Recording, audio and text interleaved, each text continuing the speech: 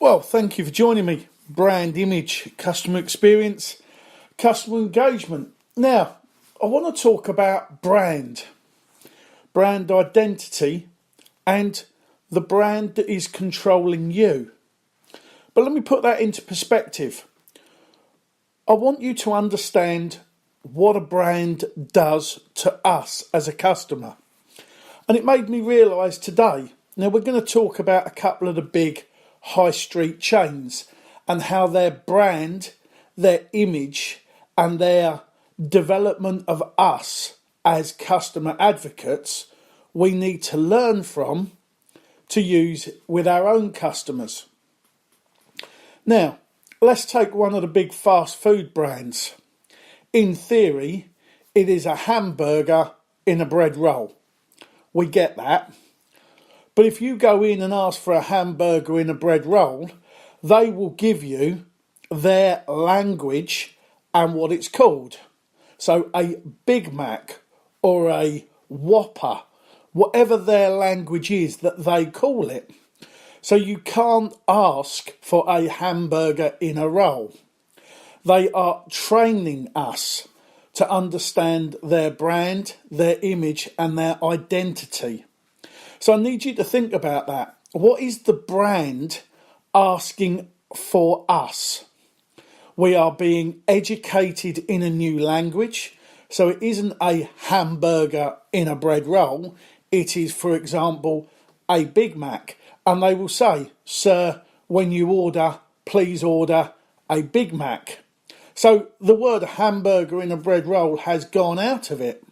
They are educating us in their language. And once we understand their language, we then don't use it in any other store. We need to get back to the brand identity. Now, a major coffee brand, it's ask, and we need to develop what the ask is. The reason why I say this is the coffee brand is asking us to be connoisseurs of coffee. It's asking us to understand what we want in a coffee. It's giving us a full menu that we have to choose from. And they are trying to educate us in their language. But once we have what we want, we, in theory, in their eyes, will keep going back to the same shop, the same brand. We will keep going in using the same language. Now, it's very difficult for a business that isn't a vast chain to do this, but I want you to bear in mind about the brands that control you. Now, we are all, in theory, customers of other businesses, as well as running our own business. Now, whether we are wearing Nike, Adidas, whether we're wearing Alpine Star, Fox or Oakley sunglasses, we are assigning ourselves to a brand. We are aligning our personality to a brand.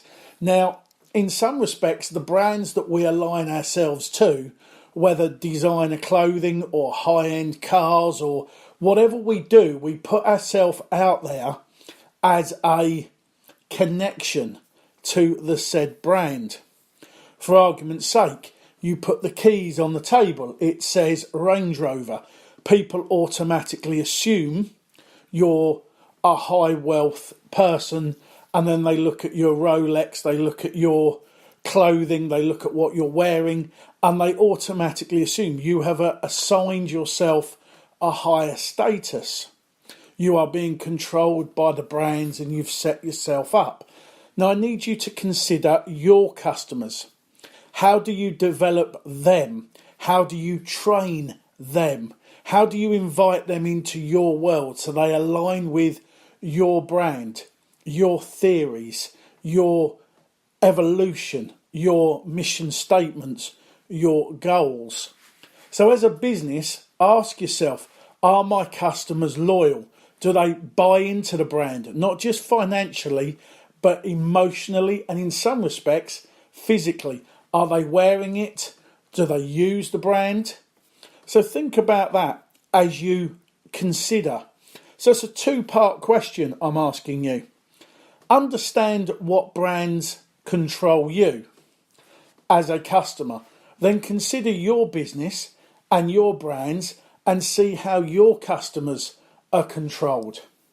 So bear that in mind. If you want anything else, just give us a quick message back and we'll catch up soon.